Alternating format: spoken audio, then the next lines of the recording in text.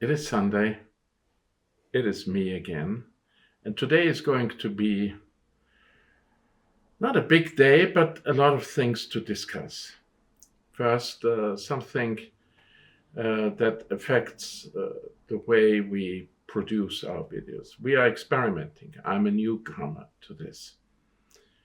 And I was particularly disappointed with last week's video quality, but it was already too late to do the whole thing again. So what happened? We used the Canon V10, which was marketed and sold as a vlogging camera, while in reality, you saw it, it doesn't look good on bigger screens than mobile devices. As a result, we sold both of our V10s and we ordered the DJI Osmo Pocket Mobile. Now I know and I remember what I said, that we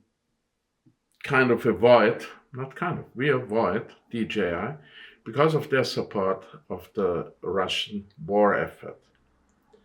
The problem is there are certain moments, even with your best principles and intentions, where things don't add up. Yes, we avoid it, and we avoid DJI as much as we can when it comes to microphones. We don't use it. To everything else, everything is from Newer. But reality has to be accepted for what it is. The DJI Osmo Mobile Pocket is the best camera for vlogging, for taking clips in a very compact way. Now it is sold out everywhere. We have ordered it, and it will be and remain the only DJI device we own and use. That begs the question, what is today's camera? Now, for the second or third time, it is my Fujifilm X100RF. So we are using this for taking this video. It took me quite some time because, truth be told, all my cameras I never really used for filming. I am, in that sense, old school, even though I'm not really into being old school in many ways. But for me, it is still photography, and the camera is a stills camera. That is also highlighted by the choices I make, because I basically never care much for my camera's video capabilities, but we have been surprised with this camera's performance. Now, talking about Fujifilm, we are at the main event and product release since the beginning of 2025, and in quite some time. I would say even together with Fujifilm's X100RF and Leica's Q343, it is the third major milestone of fourth, Sigma BF. Major camera release. So there were a lot of rumors around the new Fujifilm GFX100RF. Fuji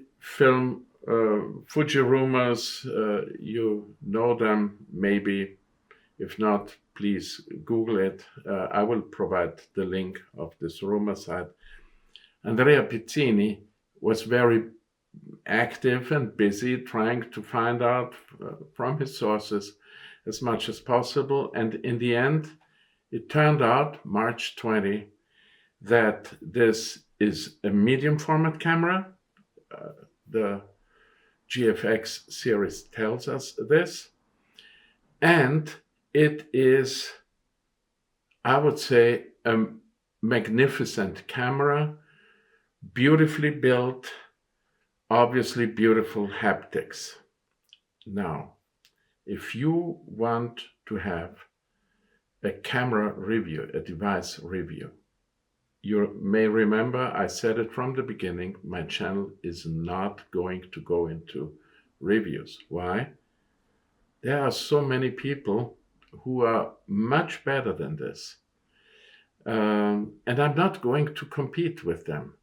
The reason why I started my channel was to counter and call out the usual bullshit that surrounds photography, that surrounds the whole technology area. And the triggering point was the X106 and all the noise around it, and Leica's Deluxe 8. Please have a look at Three Blind Men and an Elephant, Hugh Brownstone. You will find the link underneath for a full and magnificent review. I have come over time, no matter how good other reviewers are.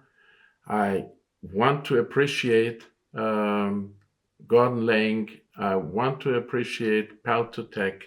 But when it comes to have a look at the specs and put everything into context, comparisons, nobody on this planet beats Three Blind Men and an Elephant, Hugh Brownstone, together with his wife. He is a street photographer mainly. He offers workshops in America, in Japan, in Tokyo they have been. You won't find anything, not even better, but not close to that. So please have a look. Once again, you find the link. Now, to sum it up, to wrap it up, Fujifilm GFX 100RF is, there are many things this camera is, but there are many things this camera is not. And it comes down, again, it boils down to the basic question I always raise. Find your niche, find your field of expertise, find the kind of photography you want to do, and then find for this scenario, for this niche, your best camera. Therefore, it is nonsense, bullshit, idiotic to expect that every camera does it all. And this Fujifilm camera is a very good example because, as I said, it is many things, but there are many other things it is not, because it is simply not designed for these things. Now, is this a beautiful camera? Yes, it is. Just looking at it evokes a lot of associations, memories, and that already tells you a lot to Leica cameras, in particular the Leica Q series. I have already seen and read it is a Leica Q killer. No, it is not. And for many reasons, and as you will see, not for the obvious reasons, but for many other reasons. It is, first of all, a very good camera as an everyday camera, as a travel and street photography camera. It is the only medium format camera in this area.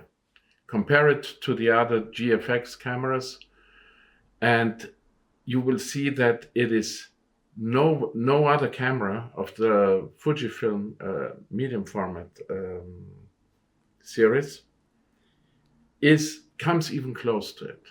We know the sensor. It has been already in use in other cameras, bulkier bodies.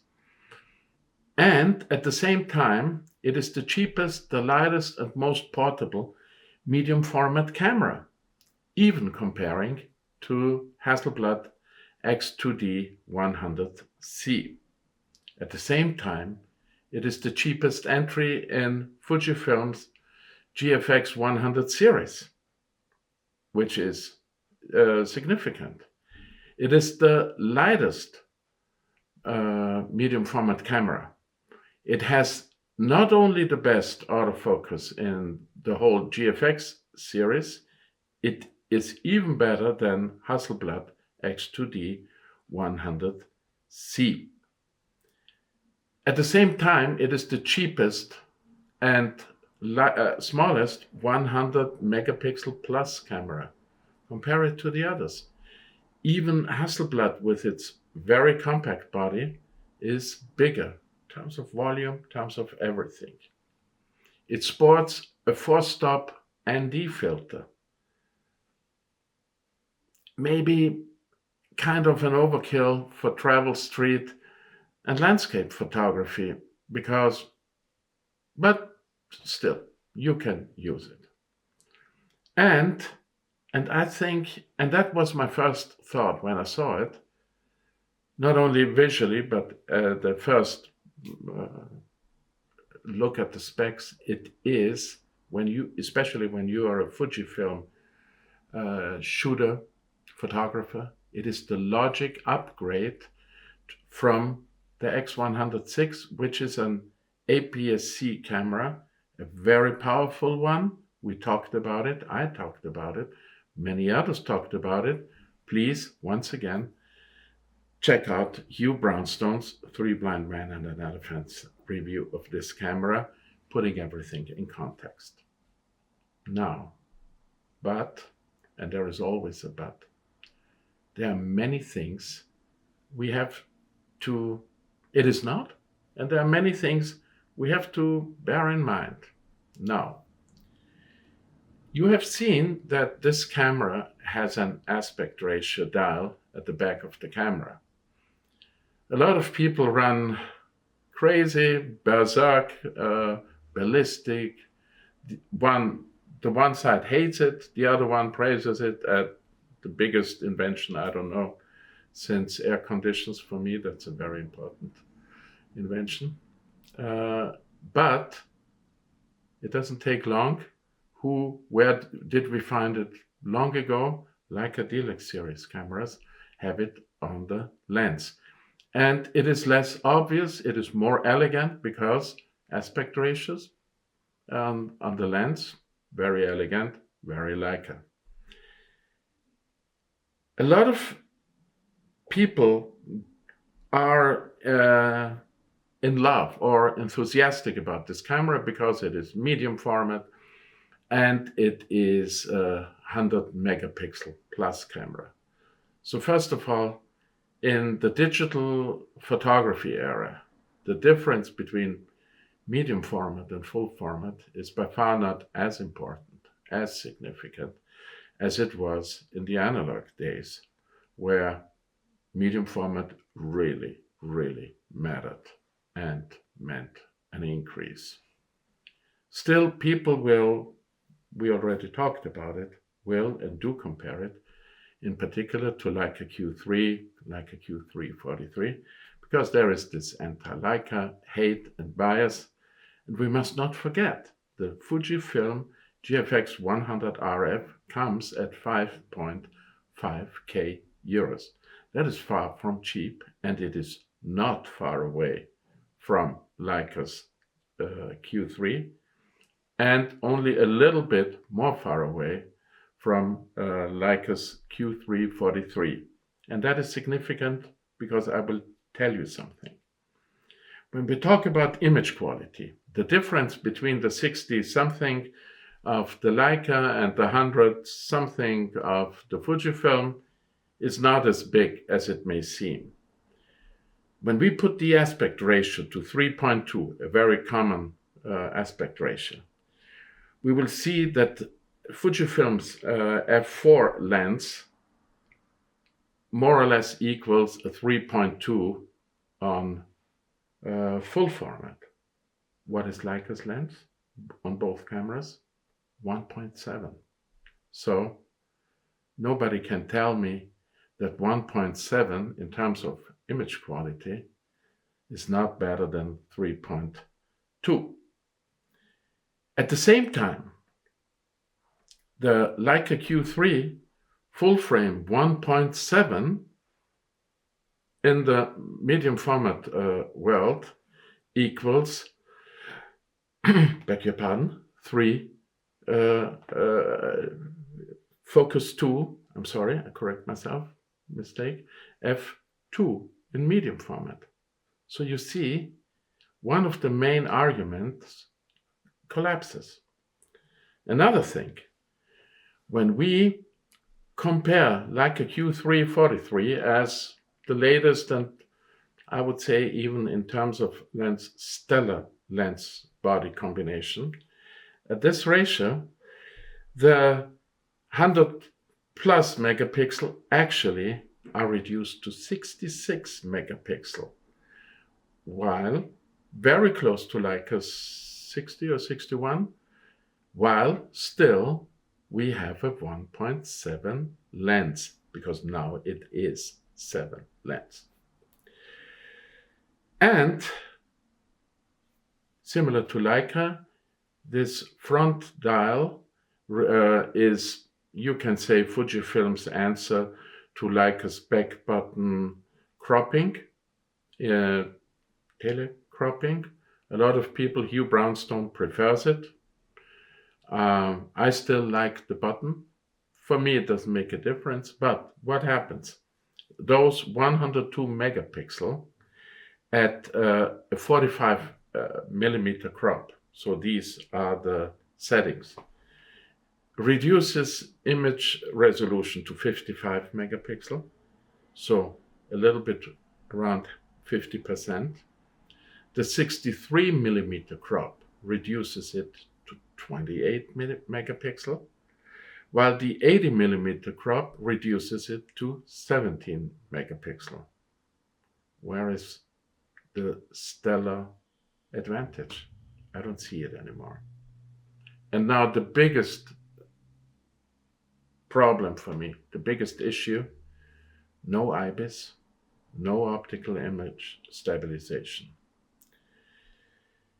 At the same time, Hasselblad, a compact camera, more or less in this category, has the most compact middle format camera with IBIS with 8 stops. That's market leading. Where does this lead us? In my view, and not only in my view, but even if I was alone in this, and not because I love Leica, because I don't buy Leica because I love Leica. There is a reason why I love Leica. I have done my research. I know why I choose a camera.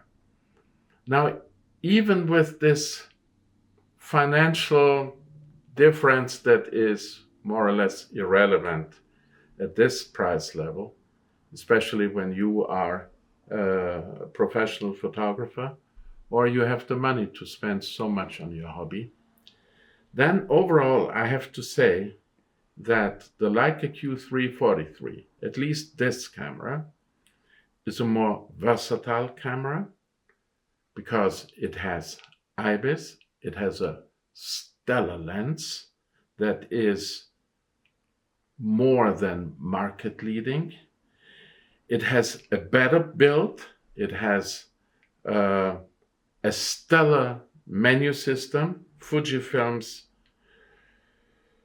I don't even want to say how I rate Fujifilm's menu system. It is the most terrible, menu system I've ever seen in a camera. Compared to Fujifilm, even Sony looks like genius. But nobody beats Leica. Leica's menu system. Handmade, superior and premium material use. And yes, all of this comes at a price. But the trade-offs, and now I'm speaking from my point of view, from my photography, the trade-offs make this camera, talking about the Fujifilm, a camera that looks good, makes sense, but doesn't serve my purposes at all, even if you offered it at 2,000 euros. I would never buy it because no IBIS, no OIS, very questionable lens for my purposes. I'm not a street photographer. I'm not a landscape photographer. I'm not a travel photographer. And even when I do this, the Leica Q343 does still an excellent job, while for my kind of photography that I make a living with, the Leica Q343 makes way more sense, and the additional price is more than justified. Build quality alone, lens quality alone. Once again, I don't diss, I think the younger generation says, I don't diss. It's mean as laughing. Dislike, you mean? Dislike. Let's turn it into dislike. Let's turn it into something more fitting my age. I don't tear it down at all. It is a wonderful camera for a lot of people. It is, within the Fuji universe, a massive improvement. It is something that if I was an exclusive Fujifilm shooter, especially since I dislike their DSLR bodies with the prism. They're bulky, they're everything. They may be, and most likely are, very good cameras, but as I like design, I don't even want them as a present. I would immediately sell them. But to make the point, find your niche. Is this camera, no matter how excited you are, is this camera or any other camera, is this really the answer to your analysis of your photography, of your requirements? Don't expect every camera to cover all and every niche, need, and requirement. It can't be, and it will never happen. I think, once again, it is not only a beautiful camera, but a very capable and impressive camera for Fujifilm. For, obviously, a lot of their clientele. They have a brilliant marketing department. We saw this with the X100 series, in particular 5 and 6. But there is a reason why Hasselblad, even with Chinese DJI ownership, and why Leica, a very small company, still sell their cameras, and those people are not idiots who love to spend money just for spending money's sake. There is a reason. But find your niche. Don't tear a company down just because your whatever requirement, expectations are not met. Who are you to expect? You're nobody. We all are nobody. There is, of course, some market research because every company has a certain segment in mind. And then they find out.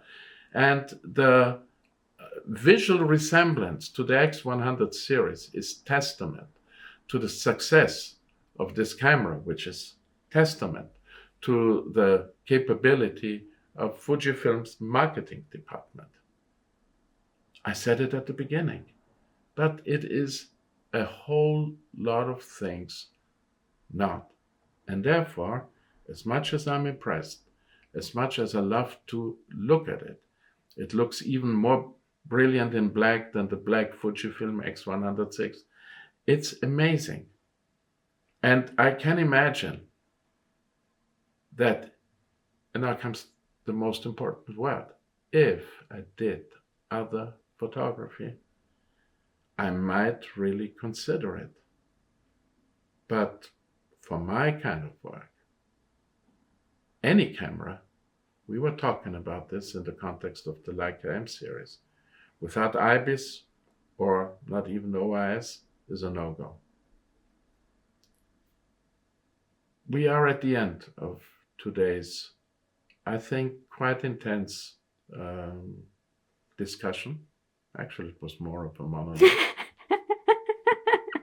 It's Mina always blames me for my monologue. She laughs even more. No, I'm enjoying the monologue. Really? Yeah. Beautiful. I hope you enjoy them too. Please, if you liked what I did, if you find my input valuable, interesting, disgusting, write to me. Third time. Right. Write to me, comment, and whoever hasn't followed me, please consider following me. It doesn't cost you anything.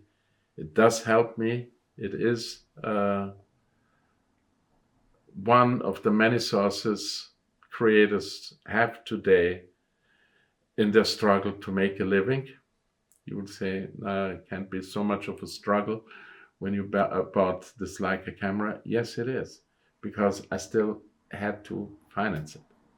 And in order to shoot attractive models in attractive locations, it takes money. So your support, apart from the moral aspect, which matters a lot, I'm always surprised and impressed how many people write to me that they are waiting for my videos, that they agree, that they disagree, but still appreciate the work I put into it. So please, like if you liked it, follow me, spread the word, and as always, don't forget the person in your life.